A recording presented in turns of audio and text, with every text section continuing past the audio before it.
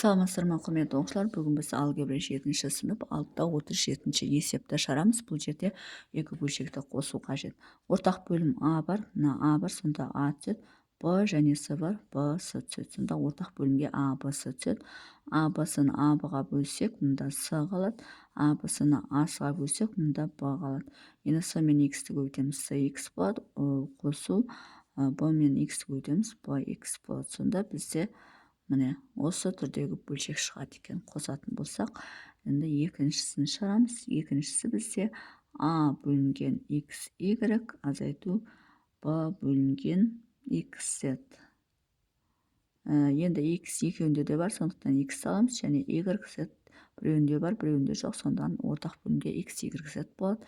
Осыны XY-ге бөлсек, мұнда Z қалады, мұнаны XYZ-ге бөлсек, мұнда Y қалады. Сонда AZ азайту BY болады. Бұл бізде екінші есептің шығарылуы. Енді үшінші есепті шығарайық. Үшінші есеп А бөлінген жоқ. Қайсы болды, жеті ма? 2M бөлінген AX қосу 3N бөлінген BX. Ортақ бөлімде X екеуінде де бар, X аламыз, және AB. X, AB. Немесе BX деп алсақ та болады. Енді мына жерде А мен X қысқарып кетіп, мұнда B қалады.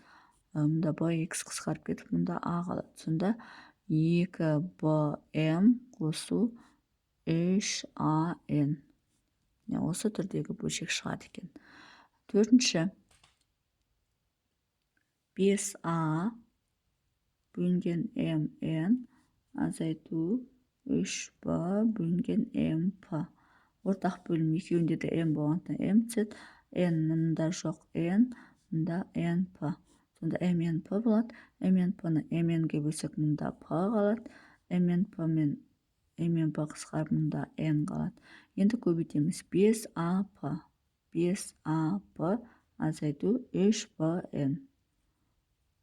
Осы түрдегі бөлшек шығады екен. Бұл сонымен есептің шығар жолы осындай. Егер есептің шығар жолы түсінікті болса, лайк басып, комментарий жазып, каналыма тіркеліп кетсеңіздер болады.